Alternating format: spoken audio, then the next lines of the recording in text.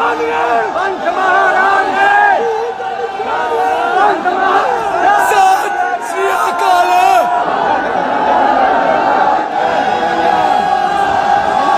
आप भाजपा, कांग्रेस, आम आदमी पार्टी, बसपा, सपा, इसका उसका किसी भी पार्टी के कट्टर समर्थक हैं और आप इस वीडियो में अपने लिए कोई मसाला ढूंढ रहे हैं तो ये वीडियो आपके लिए नहीं है। आप इस वीडियो को अभी स्किप कर सकते हैं।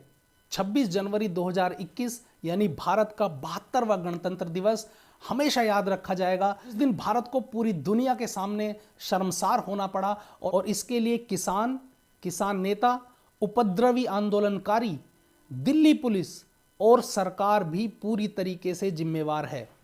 नमस्कार दोस्तों, मैं सोहन त्यागी माइलोट सोहन में आज की वीडियो में आप लोगों का फिर से स्वागत करता हूं। किसान नेता बार बार लगातार ये कहते रहे कि हम गणतंत्र दिवस परेड में शामिल होंगे।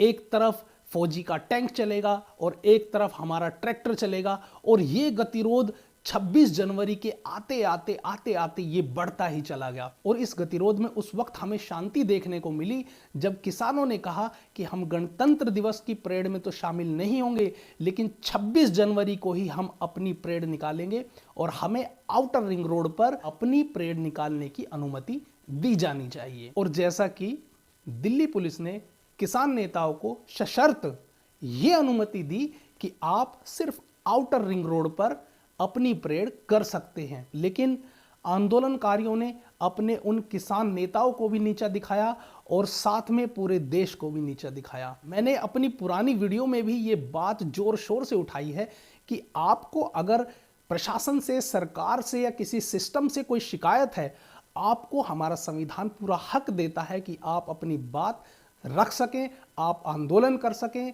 आप धरने प्रदर्शन कर सके, लेकिन आपको ये कतई हक नहीं है कि आप और आम पब्लिक के जीवन में कठिनाई लाएं। पुलिस द्वारा दी गई ट्रैक्टर परेड की अनुमति का आंदोलनकारियों ने गलत तरीके से इस्तेमाल किया और आज देश की राजधानी को उन्होंने एक आंदोलन का ग्राउंड बना के रख दिया। आंदोलनकारी रिंग रोड को छोड़ दिल्ली के लाल किले के अंदर घुस गए और उन्होंने पुलिस के ऊपर भी पत्थरबाजी की, गलत तरीके से ट्रैक्टरों पर स्टंट दिखाए और उसके बाद लाल किले पर झंडा फहरा दिया। काफी लोगों के पास इस बात का ये जवाब है कि उन्होंने तिरंगे झंडे का सम्मान किया और उन्होंने तिरंगे झंडे को नहीं उतारा बल्कि अपना झंडा वहां पर लगाया। मेरे कुछ सवाल हैं उन लोगों से जो आज के आंदोलनकारियों के समर्थन में और आंदोलनकारियों द्वारा किए गए इस कृत्य का समर्थन करते हैं।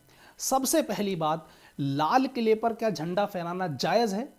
चाहे वो झंडा तिरंगे झंडे के नीचे ही फहराया गया हो, या जो झंडा आज लाल किले पर फहराया गया वो किसानों का झंडा था? क्या किसानों ने इस झंडे को किसान ध्वज के रूप में मान्यता दे रखी है? अब भविष्य में जितने भी आंदोलन होंगे वो इसी झंडे के तले होंगे?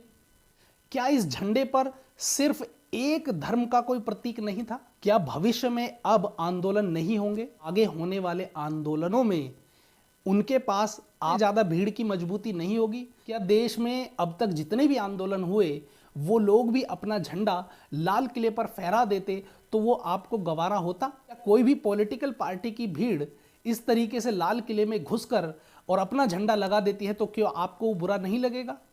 क्या कोई कॉरपोरेट अपने किराए के गुंडे ला करके अपनी कंपनी का झंडा अगर लाल किले पर लगा दे तो आपको बुरा नहीं लगेगा? या किसी भी धर्म को मानने वाले लोग एक भीड़ तंत्र के बल पर लाल किले में घुस करके उसी तिरंगे झंडे के नीचे ही सही अगर झंडा लगा देते हैं तो क्या आपको बुरा नहीं लगेगा? वो लोग जो यह कहकर इस बात को सही ठहरा रहे हैं कि तिरंगा झंडा नहीं हटाया गया बल्कि उस झंडे के नीचे अपना झंडा लगा दिया गया, तो वो सरासर गलत है। इस तरीके से फिर आप तैयार रहिए कि अब कोई भी आएगा और लाल किले पर अपनी मर्जी का झंडा लगा करके चला जाएगा और आप उसको कुछ कहने लायक नहीं है। दूसरी चीज, क्या इस तरीके से उपद्रव करना, ट्रैक्टर पर स्टंट करना, रोड जाम करना, बसें तोड़ना, क्या आप लोगों को यह अधिकार मिल जाता है आंदोलन करने के रूप में कि आप आम जन का भी जीवन दुश्वार कर दें? 40% किसानों को, क्या बाकी के 60% जनता का कोई ख्याल नहीं है? आप अपना धरना प्रदर्शन करें, आप अपनी समस्या है वो सरकार के सामने रखें, सरकार का घेराव करें, लेकिन आप सरकारी संपत्ति को नुकसान कैसे पहुंचा सकते हैं? क्या दिल्ली में किसानों के बच्चे नहीं रहते हैं? क्या दिल्ली में किसानों के बच्चे नौकरी नहीं करते हैं, व्यापार नहीं करते हैं? क्या आंदोलनकारियों ने बस तोड़ते वक्त ये सोचा कि इसी बस से हमारे बच्चे यहाँ नौकरी करने के लिए आते हैं? मेरा आप सभी आंदोलनकारियों से भविष्य में भी ये हाथ जोड़कर निवेदन है कि आप कभी भी भविष्य में अपना किसी भी प्रकार का आंदोलन करें तो ना तो कानून हाथ में लें और ना ही हमारी आपकी सरकारी संपत्ति का नुकसान करें, क्योंकि ये पैसा हमारा और आपका ही है। आप अपने ही पैसे को क्यों नुकसान कर रहे हैं? यहां पर मैं दिल्ली पुलिस पर भी सवाल खड़ा करना चाहूंगा। दिल्ली पुलिस के जवान सामने मौजूद होते हुए वीडियो में साफ दिख रहे हैं और उसके बावजूद आंदोलनकारी अपना झंडा लाल किले पर टांग देता है। क्या पुलिस वालों को उन्हें नहीं रोकना चाहिए था, या पुलिस वालों को ऐसे आदेश नहीं थे, या पुलिस वालों के बस में नहीं था कि उन्होंने आंदोलनकारियों को ऐसे झंडा लगाने दिया? क्या पुलिस के मौजूद होते हुए कोई लाल किले के अंदर प्रवेश कर सकता है? गणतंत्र दिवस के दिन भी काफ़ी सारे लोगों के चालान किए गए, जिनमें सीट बेल्ट ना लगाना, ओवर स्पीड करना या बहुत सारे यातायात के नियमों का पालन ना करना पाया गया था। लेकिन क्या पुलिस वालों ने स्टंट करते हुए उन उपद्रवी आंदोलनकारियों के ट्रैक्टर के चालान किए? क्या पुलिस ने उन लोगों के चालान किए जो ट्रैक्टर के ऊपर अजीब तरीके से चढ़कर तेज तरीके से ट्रैक्टर चला रहे थे? क्या पुलिस वालों को उन लोगों के चालान नहीं करने चाहिए थे जिन्होंने ट्रैक्टर सीधा पुलिस के ऊपर चढ़ाने की कोशिश की? क्या पुलिस वालों को उनके चालान नहीं करने चाहिए थे जिन्होंने सीधा बस के अंदर टक्कर मारी? क्या पुलिस वालों को उनके चालान नहीं करने चाहिए थे जिन्होंने नियमों की धज्जियां उड़ा करके लाल किले में प्रवेश किया और वहां पर झंडा फहरा दिया? और मैं उन किसान नेताओं से भी पूछना चाहता हूं कि आप कैसे किसानों के लीडर हैं, आप कैसे नेता हैं कि आपने किसी आंदोलन को इस तरीके से बह जाने दिया?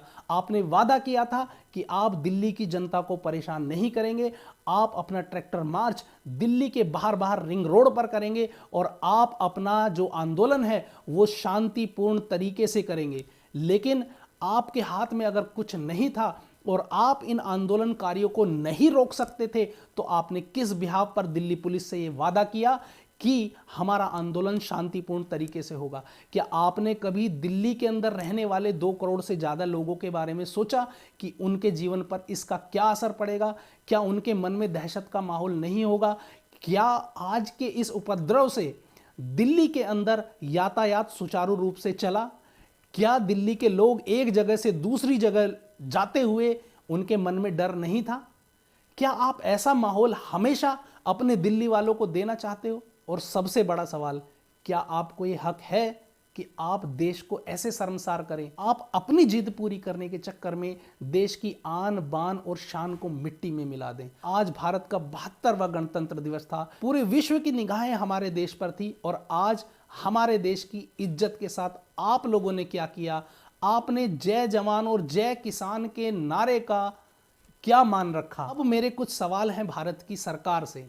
क्या आपको पूर्ण बहुमत दे करके इसीलिए सत्ता पर काबिज करवाया कि आप इस तरीके से आंदोलनकारियों के सामने नतमस्तक हो जाएंगे? क्या आपको इसीलिए सत्ता में बैठाया कि दिल्ली के लोग इस तरीके से आए दिन डरे सहमे बैठे रहेंगे? क्या आपके पास आंदोलन से निपटने की स्किल नहीं है? क्या आपके पास पूर्वानुमान नहीं है? जब आपके नेताओं की तरफ से बार बार ये बयान आते रहे कि किसानों के अंदर खालिस्तानी छुपे हैं, किसान को बाहर से फंडिंग हो रही है, किसान को पाकिस्तान फंड कर रहा है, कनाडा से फंडिंग हो रही है, तो आपकी जांच एजेंसियों ने क्या किया? आप इतना मजबूर कैसे हो गए कि आपने 26 जनवरी के दिन ही परेड करने की अनुमति दे दी? और अगर आपने अनुमति दे भी दी तो आपके पास क्या इतनी व्यवस्थाएं नहीं थी कि अगर आंदोलनकारी उग्र हो जाएं तो उनको रिंग रोड से अंदर एंटर ही ना करने दिया जाए? आज भारत के मान मर्यादा अस्मिता को जो चोट पहुंची है उसमें आप भी कम जिम्मेवार नहीं है, क्योंकि आपको सत्ता में बैठाया गया है सही तरीके से सत्ता का संचालन करने के लिए, लोगों को सिक्योरिटी देने के लिए, देश के मान सम्मान को बढ़ाने के लिए। लेकिन आपने आज अपनी जिम्मेवारी को पूरे तरीके से नहीं निभाया। आपकी कैसी व्यवस्था थी कि लाल किले तक आंदोलनकारी घुस गए और उन्होंने वहां पर झंडा फहरा दिया? ऐसे तो आए दिन जो भी आंदोलनकारी होगा वो अपना झंडा ले जा करके लाल किले पर गाड़ देगा। क्या आप ऐसे ही करते रहेंगे? क्या हमने ऐसे ही कमजोर सरकार को वोट दी थी? या आपने सिर्फ अपने वोट बैंक को स्ट्रॉन्ग करने के लिए, अपने वोट बैंक को मजबूत करने के लिए, अपने वोट बैंक को पक्का करने के लिए और किसानों को नेगेटिव दिखाने के लिए ये अव्यवस्था होने दी। एक सवाल ये भी है कि जब दिल्ली में बिना हेलमेट के ड्राइविंग करते हुए या बिना सीट बेल्ट लगाए ड्राइविंग करते हुए लोगों के मन में खौफ होता है, तो इन आंदोलनकारियों के मन में लाल किले में घुसते वक्त या लाल किले पर झंडा फहराते वक्त वो खौफ क्यों नहीं था? क्या आपने पुलिस को हाथ बांधे खड़े रहने पर मजबूर तो नहीं किया? क्योंकि मुझे अपनी पुलिस इतनी कमजोर नहीं लगती कि पुलिस खड़ी रहे और आंदोलनकारी लाल किले में घुस जाएं और वहां पर कोई झंडा लगा दें। मैं उस झंडे के बारे में ये बात नहीं करना चाहता कि वो झंडा पाकिस्तानी था या खालिस्तानी था या किसी धर्म का था, लेकिन लाल किले पर तिरंगे झंडे के अलावा अगर कोई भी झंडा लगता है तो यह देश के लिए शर्मसार करने वाली घटना है। अभी पता नहीं ये आंदोलन आगे कितने दिन चले और दिल्ली में और भी मुद्दों को लेकर तरह तरह के अलग अलग लोग अपना आंदोलन करें, लेकिन दिल्ली वालों को और हम लोगों को ये कैसे एश्योरेंस होगा कि आप हमें पूरी सुरक्षा दे पाएंगे, आप दिल्ली में अराजक तत्वों को नहीं घुसने देंगे। यहां पर किसान नेता, पुलिस और सरकार चारों की कमी सामने उजागर हुई। यहां पर सिर्फ किसानों को दोष मढ़ना ठीक नहीं है। आज की शर्मसार घटना पर कोई एक जिम्मेवार नहीं है। जहां किसान अपने आंदोलन के अंदर छुपे हुए उपद्रवियों को नहीं पहचान पाए, जहां किसान नेता अपने आंदोलन पर कंट्रोल नहीं कर पाए, जहां दिल्ली पुलिस पूरी तरीके से फेल हुई और जहां पर सरकार ने उचित व्यवस्था नहीं की, पैरा मिलिट्री फोर्स नहीं बढ़ाई और आंदोलनकारियों को, उपद्रवियों को दिल्ली के अंदर घुसने दिया, लाल किले पर झंडा फहराने दिया, यहां पर सभी फेल होते नजर आते हैं। मेरा केंद्र सरकार से यह आग्रह है कि इन उपद्रवियों के खिलाफ सख्त से सख्त कार्रवाई हो और मेरी सुप्रीम कोर्ट से भी यह गुजारिश है कि इन धरना प्रदर्शन और इस तरह के उपद्रवी आंदोलनों के लिए दिशा निर्देश जारी करे और सरकार को मजबूर करे कि वो ऐसे उपद्रवियों से और ऐसे आंदोलनों से सख्ती के साथ निपटे। दोस्तों, माय लिट सोहन की आज की वीडियो में बस इतना ही। मैं समझता हूं जो मेरा संदेश था वो आप लोगों तक पहुंच गया होगा। वीडियो अगर आपको अच्छी लगती है तो इसको ज्यादा से ज्यादा शेयर करें, चैनल को लाइक और सब्सक्राइब भी कर सकते हैं। नमस्कार, जय हिंद, वंदे मातरम।